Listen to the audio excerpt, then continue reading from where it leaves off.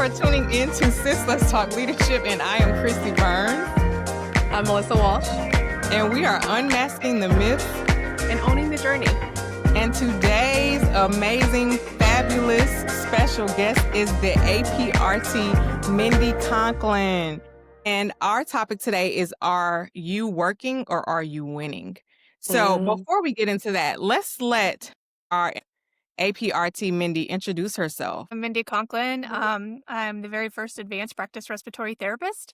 I've been a respiratory therapist for 15 years now, but I've been practicing as that advanced practice provider role as the APRT for the last 3 years at the VA in Baltimore, Maryland. I'm also a mom of 3. They're in their early 20s, and I'm going to be a grandma in March. So I know, it's really exciting. 26 years. It's amazing. It's a long time, guys. That is a very... So she is working and winning. Right. You got that right. Professionally and personally. I know exactly what that feels like. Look, we all do.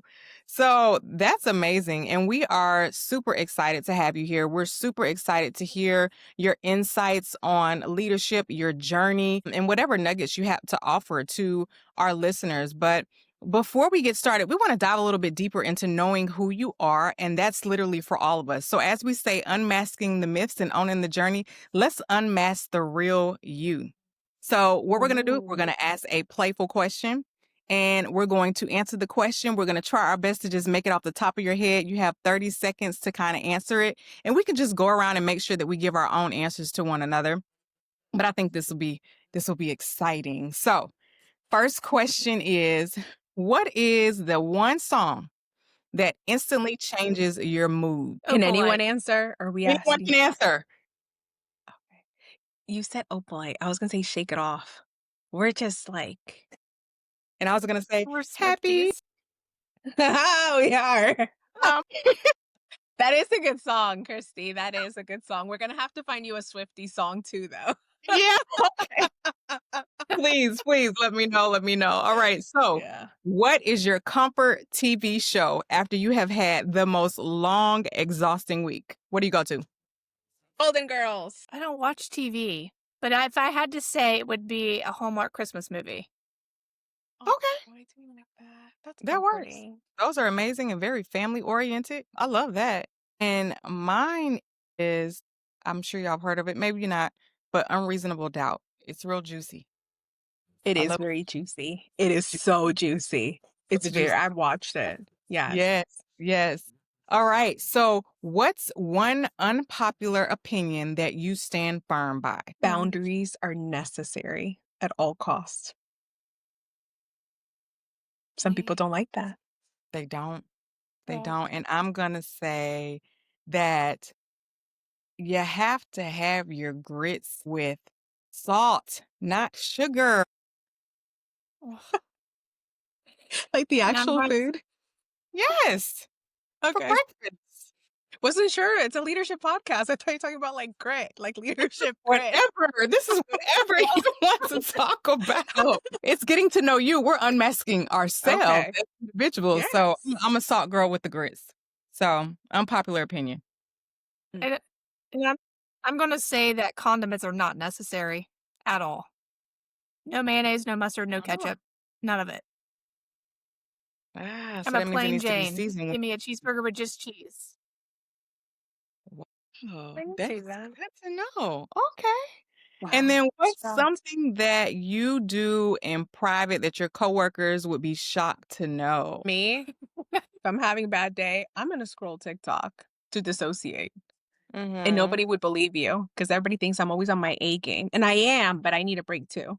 Yeah, I get it. Mhm. I'm going to say that some people know it, some people don't, but cooking, I'm going to cook and I'm going to cook a lot. And my family's like, why do you have so much food? Who's going to eat all of this?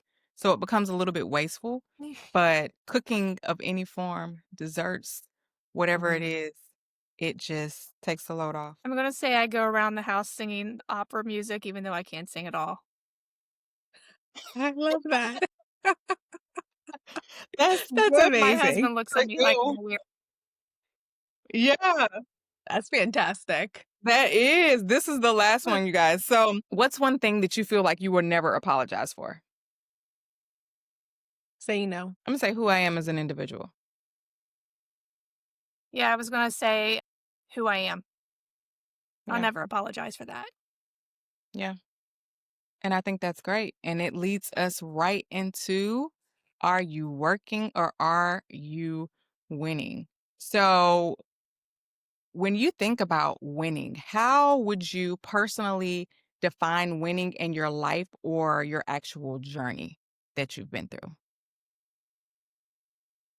I would say just achieving the goals that I sought out to achieve.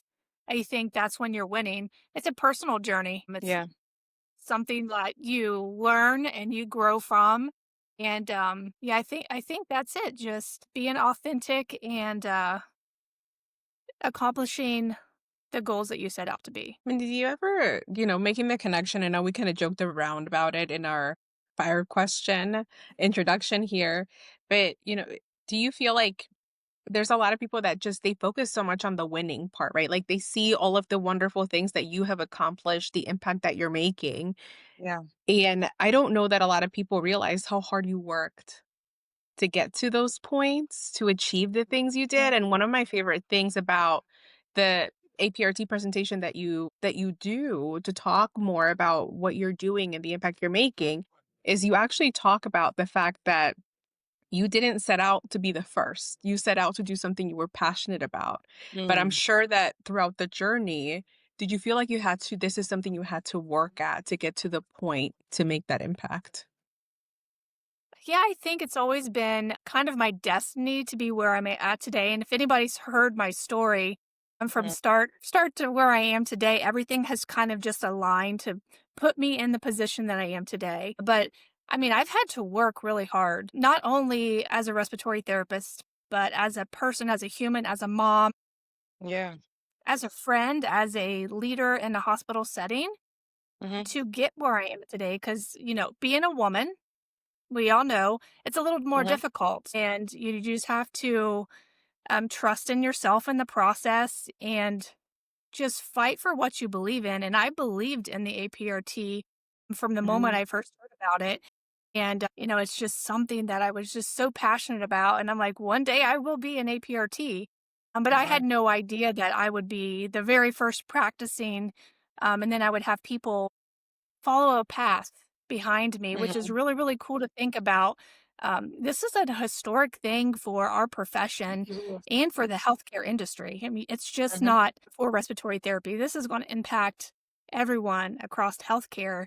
And to be a part of that, it's been Hmm. pretty, pretty amazing. I'm truly honored to be a part of it. How did you learn about the APRT? I think that's the one thing I haven't heard about your story. Oh, okay. So I was a student. I did my undergrad. It was a 2-year program, and I kind Hmm. of fell into that. Actually went in for nursing and said I didn't want to do that. And then my guidance counselor was like, "Okay, what about respiratory therapy?" So she was actually the professor there, and, she got me into the program, and then she took us to our very first conference at Ohio State, and I met George Sirkakis, which is the, program director at Ohio State, and we were talking, and I Hmm. had never met her, and she was like, "One day you're gonna be in my first APRT class." And I was like, "Whoa, Mm. I'm a student." I mean, a non-traditional student at that. I was 32 years old at the time, and she must have just saw something in me, and she's like, "You're gonna be in my first Yeah. class." And from that moment, I mean, that was my goal. I was like, "I am going to do this because this lady, this professor at The Ohio State said, 'You're gonna Hmm. do this.'" So I just made that a goal of mine, and as I grew as a respiratory therapist working in the hospital, and as a professional, I saw that there was truly a need for advanced practice respiratory therapists, not only in the critical care setting, but Hmm. in the outpatient setting. We're gonna make a huge difference in the way our patients are taken care of.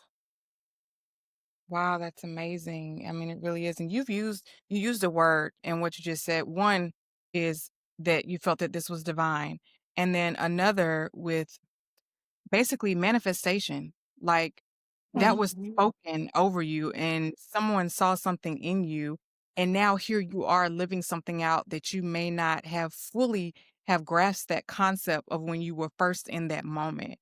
And so how or did you feel like since you have like navigated up into this point with like the academic portion, clinical, the operational, and now you're in like more of the leadership domains of it? How did you build your confidence to move into each new arena since that moment of someone Mm. manifesting that over you until now? I tell you, it was a journey. No one jumps into something and being 100% confident in what they're doing at all times. So you have stepping Yeah. stones, you have bumps, you get bruises, but you always pick yourself back up. And I think just going Mhm, through what I went through as an RT, I practiced 10 years before I got into the program, and that really mhm, prepared me for what I am doing today because I pushed the boundaries. You know, I wanted to practice at the top of our license in Ohio. Um, I asked mhm, questions that weren't ordinary questions you would ask as a respiratory therapist because I wanted to learn more about how mhm, systems work. So I don't know. I just think having those moments where you kind of hit a stump and then pick yourself back up. And I mhm, think that just builds your confidence as you go. And I knew going into the program that they would prepare me for what was next. I would just have to mhm. trust in the process. Yeah. I knew when I got the job, the very first job, that I was going to have to step that up 100 notches in order to make Mhm, it work. And I feel like I've always been a pretty confident person in myself. mhm. And I know I'm a really, really good respiratory therapist. So I just kind of let that lead the way to get me where I am today. Yeah. I really love that and you talked about it back to the game, man. That was amazing. Thanks, Christy. You really talked about you're never going to apologize for being who you are. And it seems like inherently you are someone Mm, that will step into a challenge. Mm, And as scary as it may be to be the first at something, you'd rather be the first, said that you tried, push those boundaries, and see where it takes you. Was that yeah. ever scary at any point? Because I think about all the wonderful things you've done and just even being published in arenas where typically we don't see RTs. And you are, like, you truly are the RT paving the way and making it so that other people that come after you are not just inspired by you, but they're Mhm. highly encouraged to be great. Right. So do you feel like that's just something that you've inherently just kinda had as part of your personality, or has it been something that you learned along the way through the journey that you were on? I would say in my younger years growing up, through high school, I was very shy and I wasn't super outgoing. I think my Mhm, kids, when you become a parent, that kind of changes your outlook on life. And everything that I'd done from the moment that I had my first child was for my kids. And so I always wanted to show mhm, my kids that no matter what you do, if you really put in the effort, that you can accomplish anything, literally, even if it doesn't exist. I mhm. mean, anybody can accomplish anything. And so everything that I've done has been for my kids, for my family. But I'm not going to lie, it was very scary jumping into something brand new. I remember when I was going through the hiring process, I was working too. And when you get nervous, your insides just shake. And Mhm. you're like, Yes. I don't think I could eat. I feel like I'm just, like, really shaky and had anxiety. It Mhm. was just nerves because I'm like, I'm uprooting my whole entire life for this, and what if it doesn't work? Yeah. Yeah. But if you don't take that chance, then you're not gonna reap the reward at the end, and I knew that this was bigger than anything that I wanted for myself. Mhm. Bigger picture means this is huge for our profession and for the patients that we see every day. It is. Yeah. But yeah, it was scary. It was scary jumping from Southern Ohio to Baltimore, Maryland. That's a big Yeah. jump because, That is a I'm a huge. little teeny town with 11-acre farmhouse to this big urban area, Mm, So it was definitely a culture shock. yeah. Something that, Christy, you say often that I really like is that success is not limited to few, but it's accessible to all. Mhm. Mhm. Mindy, I might be misremembering the story, but It's my understanding not only did you kind of pave the way to be the first one to push the status quo and ask for more and ask for the ability to explore what you could do in the role that you're in, but you also helped the second APRT that joined you in your organization to the point where you helped not just create maybe the job description, but you also helped negotiate things like salary. Was that is that Mhm. accurate? Is that what happened? Yeah, so pretty much. So the whole idea was to bring the APRT into the VA healthcare system, right? No Mhm. one had done that before. They have respiratory therapists, but none of those practice at that next level as an advanced practice provider. So Daniel Witt had this bright idea. He's like, I've heard about these APRTs. We could use them in our facility. So when I got into the VA, I told him, Dan, we're going to do this right the first time, so we don't have to take 50 steps backwards. I Mhm. wanted to make sure everything was in place. The scope of practice, that was huge. It's like a 10-page document that the VA has to approve in order for you to practice. And Wow. then there's a whole credentialing process where they credential you to be a licensed independent practitioner. Now, we work Oh. with collaborating physicians, so we're not completely independent. If I have questions, I Mm. go to those physicians. But salary was a big thing 'cause, we hear all the time, respiratory is like, "We don't make what nurses make. We're not the Yeah. same Mhm. salary, we did." So, I knew that in order for us to be equal to other advanced Mhm. practice providers, we needed to have the same salary. So that's what I set out to do, negotiated that first salary at the highest that it would allow me to go, and I love it. they accepted it, and I literally, when I got the notification on my watch when I was at working in the emergency room at Ohio State, I literally cried because I was like, Oh. "My, I'm going to Baltimore," because, I knew the salary I would have to live in Mhm. Maryland because it's more expensive, and it was well beyond that, and, so Wow. that set the precedence, and then the Yeah, second APRT who would come in could negotiate the same thing, and then that's we right. are gonna be hiring a 3rd, so we're gonna have 3 of us working, and, Wow. so he'll come in Whoa. and he'll negotiate his Yeah, salary. right. You have paved the way and allowed people to come and basically walk in your footsteps. And it's one thing to do things, Mhm. be that historical individual, and some people just don't reach back, but you have Mhm. so, and that's so important. But in the midst of like being busy and reaching these goals and mentoring and helping people and doing all of the things, do you ever or have you ever just taken a moment to like just stop, pause, and realize and be like, wait a minute? I'm actually winning, even if I'm still busy. Like, have you ever just had, like, that moment? And did it happen when you landed in I Hawaii? did. Now that was a big reward for myself. I will Yeah, tell you when it happened. It happened yeah. in Orlando, Florida last year at the AARC conference. So I Aw. had been practicing 2 years then. I think it Mhm, was 2 years, 2.5 years then, something like that, mhm, and, did the conference, I did my talk, and then my husband and I went to Disney World for the first time. I'd never been to mhm. Disney. We went to, I think it was, is it Epcot that has all the Yeah. countries?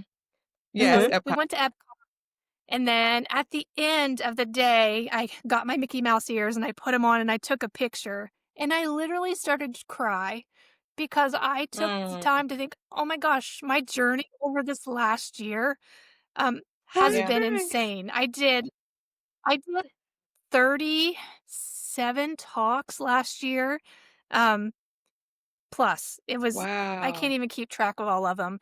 Everything I did Mhm, working in the VA system, getting involved with the APAP, which is the Nurse Practitioner PA Pulmonary Association, mhm, and it literally just hit me in the middle of Epcot, and I just cried, and I still cry mhm, because I literally mhm. cannot believe that Mindy, myself, has accomplished something, um, that is really gonna change the lives of so many people, and, It like I've said is. before, it's bigger than me. I didn't do it for myself.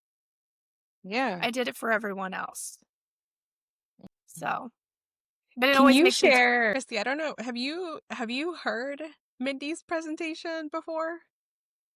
I have. She came to, Atlanta, Georgia at the GSRC, and she was our Mhm. keynote speaker. And so that was the first time that we briefly met, but I was sitting actually on the front row during her Yeah. presentation, just like sharing with her prior to the podcast how inspiring it was and Mhm. how it made me, and I actually heard people like whispering behind me, like, wow, so if she can do it, I can do it. And I mean, just the conversations that happened during and Mhm. even she finished the presentation was just like, okay, like, what are we doing? But in a good way. Yeah. And so, yes, to answer your Yeah. question, yes, I have heard the presentation. It was amazing. It was amazing. There were 2 things, and I don't know if you wanna pull from that too, because it seems like overall, that's really the experience everyone has when they listen to her story and her journey throughout that. But 2 things that really caught my attention, one of which, by the way, made me cheer on, made my husband tear up. Just wanna call Mm, that out. But my I husband saw that. teared up because I know, y'all were like eye to eye, and I was like, "They're gonna start crying." Like, I'm like, "Baby, mm, don't make eye contact. You're both gonna cry right now." And you both did. He has such a heart of gold, and nobody would think that he's as mushy as he is, but he really is.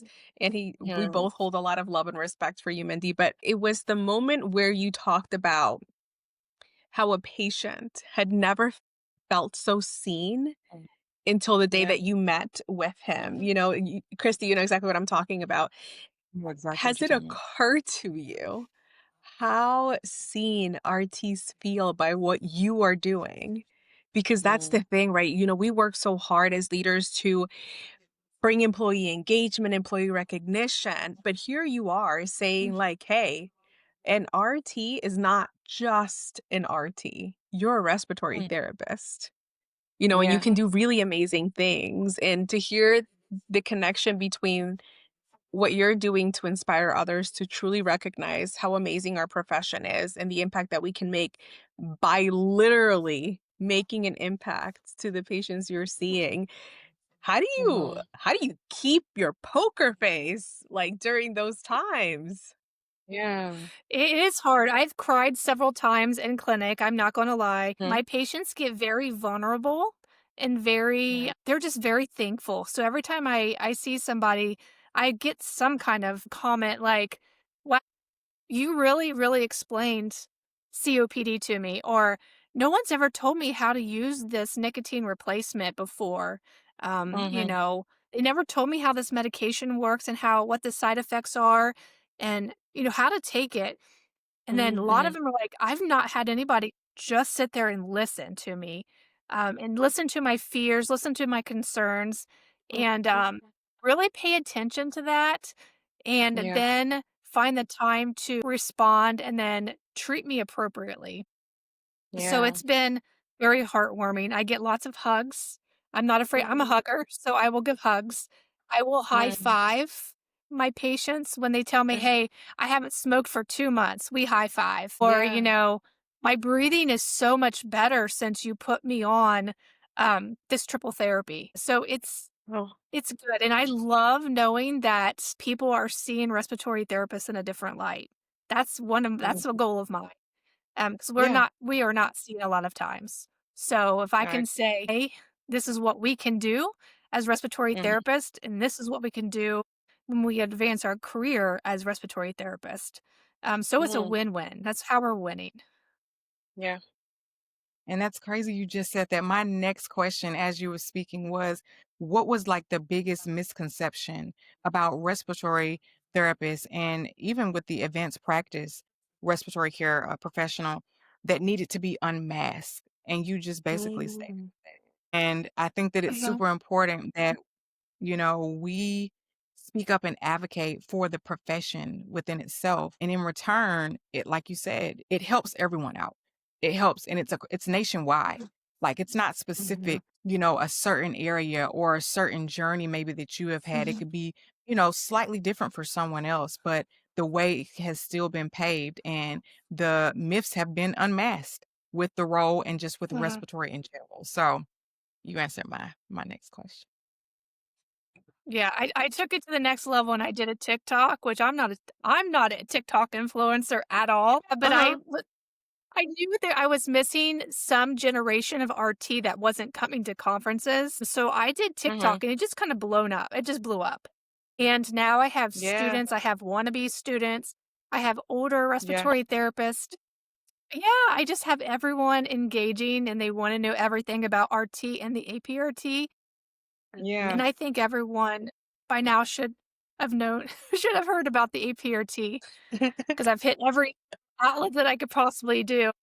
Yeah. And isn't it like the best feeling ever to look back on those who you have helped and listen to what they have Mhm. to say and what you have done for them on this journey? That's kind of what Melissa was stating earlier in reference to that. Like, it's just so, I can't even really describe the feeling. And I'm saying that because I ran into a student of mine, was it yesterday? And he's now an anesthesia assistant. And I literally got him as a clinical instructor when he was in school. And when he saw me, he was like, "Is that you?" You know, "Oh my goodness." But and I said, "Yeah, it's me." He was like, "Man, you look the exact same 12 years ago." And I'm like, "Yeah." You know, very, whatever else. But it's I say all that to say that the emotion that comes when you can see not only that the work that you've done have made an impact, but that you have been influential in your journey and what you have done. So kudos to you. I mean, we love to see it and we are here for it. And I know that there's so much more, that is coming from you and from those that you impact and the stories that people are going to tell that have your name associated with it. And that's just amazing. So I wanted to ask you as well, do you feel like sometimes as a high achiever that we, even as leaders or whatever our role is, can get stuck in like a work mode and then we just forget to celebrate. We could forget to celebrate maybe the small wins, the big things, the little things. How do you deal with that? Or has that been something that has come across with you? So I haven't really come across that. I'm pretty receptive of big wins and I take moments to celebrate. Just like today, I will tell you that Ohio has passed the Mhm. APRT bill in the House of Representatives. Unanimously, it has passed. So as soon as I Yeah. hear this, I about come off my treadmill because I was crying so hard. But I took a time I know, I took the time to reflect like, "Holy cow, this is really, really happening, and I'm a part of this." It's just Yeah. not me, it's a lot of people involved in this, but Yeah. us practicing as APRTs, Mhm. that's showing that we have value and that it can Right. Mhm. be done, which helps that Mhm. Mhm. legislation. So that's a big win. And I literally stopped my treadmill because I was going to fall off. And I Yeah. took that Please moment don't do. just to reflect like, oh my gosh, we did this. Like Mm, this is happening and we could be licensed APRTs in the state of Ohio by next year. mhm. So I try to take those moments when I get those, even if it's a little victory, and celebrate Mhm. it because we only live once. And if we That's right. keep storing Mhm. things and put them in the background, then we're really not going to be able to enjoy what we've accomplished. That's right. One life to And a live. more yeah.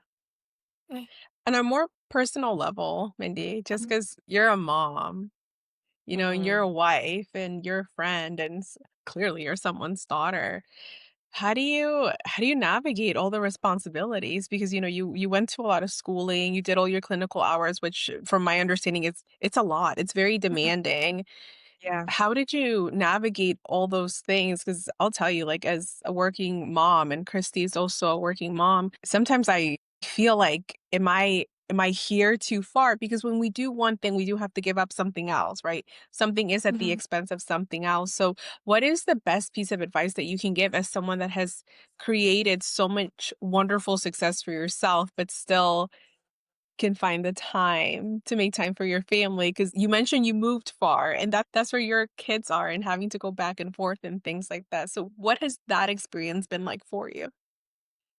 It's been an adjustment because I'm really close with my kids, there and we FaceTime, we text, we do everything every day, multiple times a Mhm. day.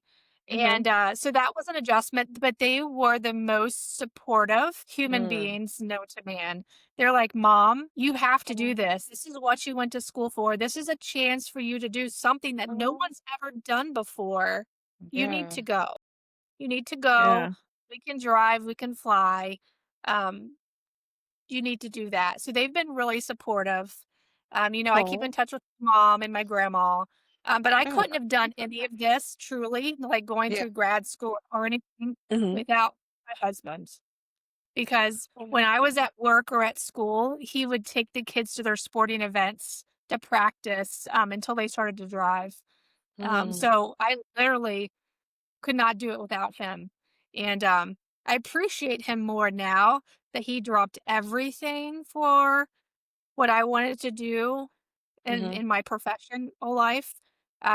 He closed down a business of 25 years to Mm. follow me to Maryland to see if this Oh, APRT would take goodness. off. And Yeah. we actually lived in a hotel for 3 months when we got here because we had no idea what we were doing. Oh my god. So Mm. him and I in a Wow. hotel for 3 months. Whew, Yeah. yeah. That's a And then I long had to leave my time. dogs at home because they couldn't go to the hotel. So Yeah. my kids could care. But yeah, I have a very supportive family. So my Mhm. kids, I raised them really well. Mhm. That's Yeah. awesome. I love So that. Man, I mean, honestly, we can't make it without support. Me and Mhm. Melissa were actually talking about doing an additional segment, and you just kind of, I think, gave us the push to go ahead and Mhm. do that. But to speak on like the support system that you have, whether it's a Mhm. husband, a family member, your mom, your Mhm. dad, and what that looks like, because leadership, and I think the more that we do, sometimes can be lonely when when you're in it. At least it can feel like that. But when you have Mhm. such a support system, you don't even zone into that. You don't even pay attention Mhm. to it. You just keep going. The encouragement is there. You're Right. inspired. And so that support that you have is amazing. And I think it speaks to the fact of where you are right now. That's Yeah. fantastic, and I really love your emphasis, Mindy, on how this actually strengthened your relationship with your husband, and it Mhm. Mm. almost kind of brought you and your family much closer together because your time was so limited, it was spread through different responsibilities that it almost brought all of you together, and one of the things that I think a lot of people forget that when we have a career, not a job, right? We have careers, That's right. it truly matters who you align yourself with in order to Mhm. accomplish that. We had the pleasure of talking to one of Christie's really close friends and supporters, and she talked about how important it was for her to check in with her. Like Mm. if she knows like, hey, something is happening with her, I'm gonna be near by in case she needs anything and I'm gonna step in. And I love that so much.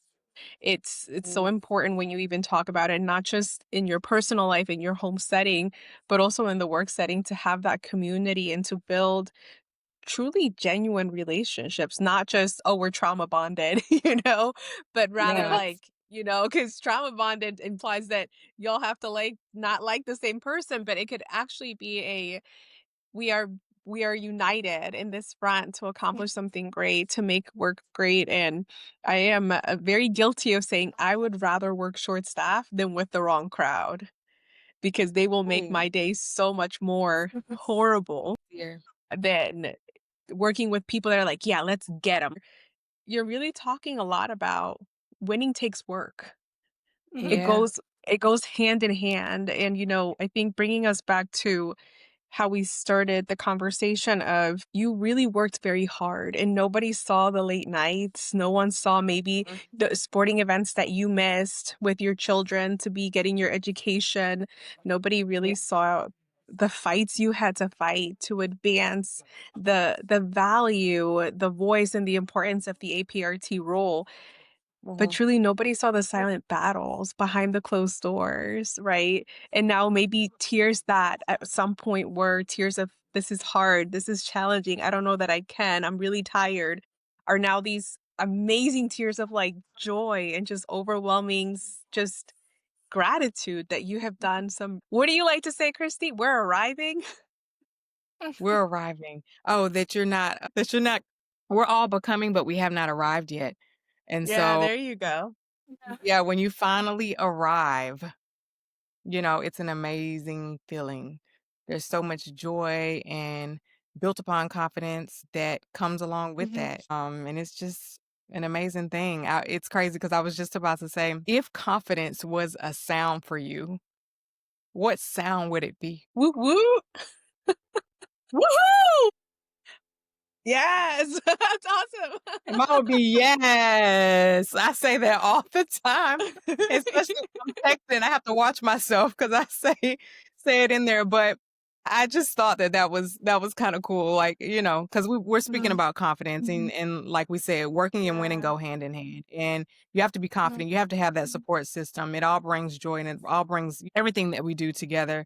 So if there was like 3 words that you had to leave Mm. with the listeners based off of your journey to where you are right now, what would they be? Believe, trust, and what my Mm. believe, That trust, was a and Believe, mic drop. Where's my conquer. mic from yesterday, Christy? I need I to know. drop it. Right. Yes, that is amazing. Conquer, conquer. We're going to use that. Yeah. Conquer. yeah. I would say grace, strength, and manifest. Mm. Speak it into existence. If that's what you really want and that's what you're working towards, manifest it. Say it out loud. For me, I think if there's anything I take away from our conversation today, and I think in the epitome of what Mindy is go get them. Go get them. She's just like, go get them, go do it. Another mic drop. Yes, go get them. Because she Go get 'em. does, right? Like, I mean, I I am a huge fan, not just of you being the APRT, but just of you as a person. Because you Yeah. you are the APRT, you do all these things, you went to the Ohio State, you did all those things, but all of that is really who you are. Like, you're not I think the reason why Yeah. your story is so touching is because it's really who you are and Mhm. how and it means a lot to you, it's very close to your heart, but you are just so go get 'em. "Oh, you want an article for chess? Boom, here you go, I got you. You want a Yeah. presentation? I got this one here. What else do Yeah. you want? You want me to come talk to some students? I'm here. Let's talk." But Do it. you're such a go get 'em woman, and I Mhm. love that about you. Yeah, it was so Yes. funny because when I went to the APAP conference last year, my whole purpose of going to that conference was to say, my name is Mindy Conklin. I'm the very first advanced practice respiratory therapist. We are pulmonary advanced practice providers. Will Yeah. you acknowledge us in your association? And Mm. they said yes. That was my whole goal. And they have Yeah. been super supportive of us, of the APRT. So I guess I am a go get 'em kind You of are. person. You're You totally are a go go get get 'em.